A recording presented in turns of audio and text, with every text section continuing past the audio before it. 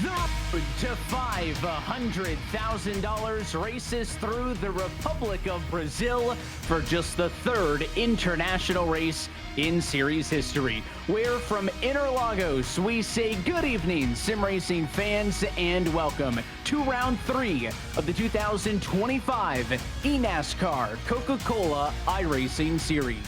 Yeah, so with our race program tonight, it's a little different than what we usually see on the oval side of things. We do have the top 8 qualifiers that invert from the qualifying session. And we start with the sprint race. Only 12 laps. It's very quick in a dash to the checkered flag. Drivers will race for points there. And then we'll go on to a main feature race, double the length at 24 laps here from Interlagos. And as always, happy that you're locked in with us on a Tuesday night. Pace car will yield to the wayside, and it'll be the Canani Sports number 11, Vicente Salas, who brings us to the front straightaway. Green flying in the air. We are sprint racing in Brazil. Already looking 3 wide. It'll not affect the race leaders. 2 by 2 up front. Now 4 wide. Center of it all. As up front, the 11 Salas does get out of turn number 2 as the leader. Several cars off track though. McCandless was in the grass, and a couple of them spinning on the exit at turn number 3. 39 of Falkingham fighting with the 95 of Parker White. That battle for 9th and 10th position as they come through the high-speed left-hand banked final corners in 13 and 14. And they basically use up all of that pit road entry there to cut the corner. High speeds, 170 miles an hour into turn number 1. Falkingham too late on the brakes. Parker White gonna cross over to the inside. Nifty move. And the 95 plays defense. Now there's trouble. Sideways goes the 39 car. But he saves it though. Wonderful job for Daniel Falkingham to keep his Ford Mustang rolling on. He's going to lose a plethora of track position, but it seems like he's okay. Escapes without any damage. But now through just as quickly as he got it. Look at the 95 car crossing over is Parker White, leaning on each other on lap number 6 of this 12-lap sprint. What does this do for the BS competition Chevys? At the exit of the corners, and now more contact. Ottinger getting punted out of the way, and through the rise up through Jun So, and here comes Tucker Minter, potentially making it 3 wide up the final corner. Not going to be a lot of room on the inside. They tend to cut that short. Now the 99 going to get pushed off into the grass. So 3 wide. Minter drops back. And now it'll be just the teammates. But look at that 97. Look into the inside. Does the 97 make an aggressive dive bomb? He does not. Follows the 89 car through. A lot of contact between those. They're seeing Salas under the most pressure we've seen him in throughout this entire sprint race. But don't look now. The 3rd place Bobby Zelensky Chevrolet is within striking distance. So whatever mistake Wilson makes, Zelensky can be there to pounce for 2nd. Or if the top 2 tussle, it could be a battle for the race lead. They'll rise up through 13 and 14 for what may be the penultimate time here. White flag in the air for the sprint race 7. Salas pulls away by 3/10. And to the front straightaway, Steven Wilson just doesn't have the speed off of the corner that he would have needed to put up a fight. And it might not be a ticket to the playoffs quite yet, but a step in the right direction. Vicente Salas takes the checkered flag and wins the sprint race at Interlagos. The boss is happy with that. 24 laps on the board. Let's go racing at Interlagos. Few of them off track, up front, unabated. And to the race lead goes Vicente Salas. Here comes Wilson on the inside.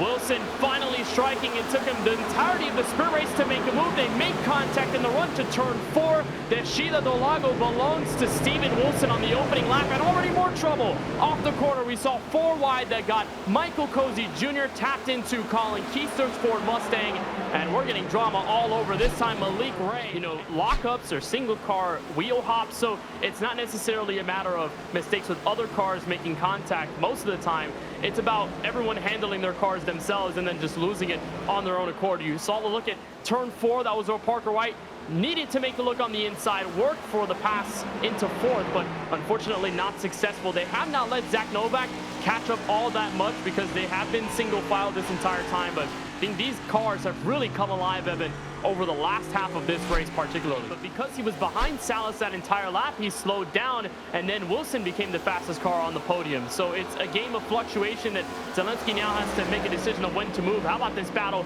just inside the top 20? Nick Ottinger, who spun earlier on in this race, had so much lost track position after beginning this one in 8th place. And then Tyler Gary, who's up 11 spots, 11 from 31st to 20th.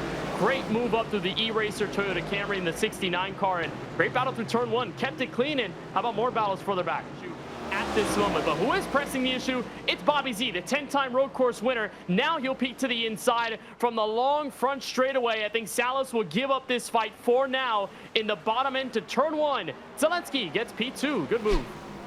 As the battle behind them for 4th has still not let up. Kerwin still got it. Parker still challenging.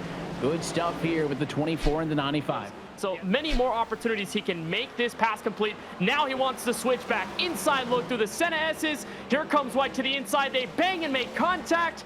And Kerwin's going to continue with P4 for right now. Still haven't missed anything up front. The gap still a 2.5 seconds in favor of Wilson. What you're looking at now is the best on track. Here comes White looking to the inside into turn number 4. Can't get the inside positioning. The 24 goes wide, stays in front. Remember Casey Kerwin using the sequential shifter. That's where the right hand goes when it comes off of the wheel. Now the 95 gets aggressive. A bit of a push that time. Something we haven't seen intentionally between these two drivers yet. Next time by, going to be 3 laps to go in the feature race at Interlagos. Can the 95 get this pass done? He's been working on it for almost the entire race. And this is a tight corner here. Right-hander, turn 10. Bico de Pato, or otherwise known as a duck's beak. It doesn't get the look on the inside here, but it's a run through Medgullo and then Junsao. If you can go up the hill and get the run to turn 1, that's exactly the position you need to be in if you're White. And this is a good look off of that penultimate corner, turn 12, then up to turn 13. And then through this long straightaway. Now he's a little bit closer, so you can make the move again in turn 1. It's just about whether he's willing to do it after the failed attempt that last time by. They cling near the inside wall. This is a wonderful treat to watch, Evan, to see these two go at it. And Kerwin stays up front. White again relinquishes another possible opportunity at a pass. Complex on the second half of this lap, but you would be remiss to not notice the difference. This looks exactly like it did, I don't know, 10 laps ago. These two just cannot get away. Maybe a mistake there for the 24. Wide for Kerwin. It's White on the apron again, though, because it switches back to a left-hand corner the next time through. Kerwin gets right back in control. And once again, White will have to focus on turn 4. That's been his best opportunity past turn 7 and 8 to make this spot. Oh, look, looks like there's contact at turn 1. That was the 97, and Tucker Minter was one of them. Second car was Ryan Luza.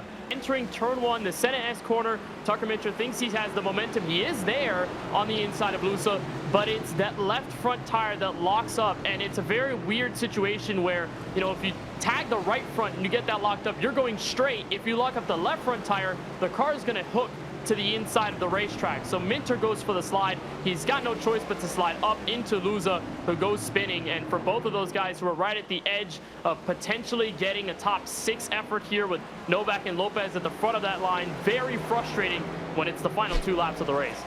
Meanwhile, the battle for 4th continues. Remember, Parker White's failed attempts at getting to this very spot that Kerwin has held on the throne for several laps on end. It's one more chance through these final corners. Right on the bumper. Several opportunities left for the number 95 car.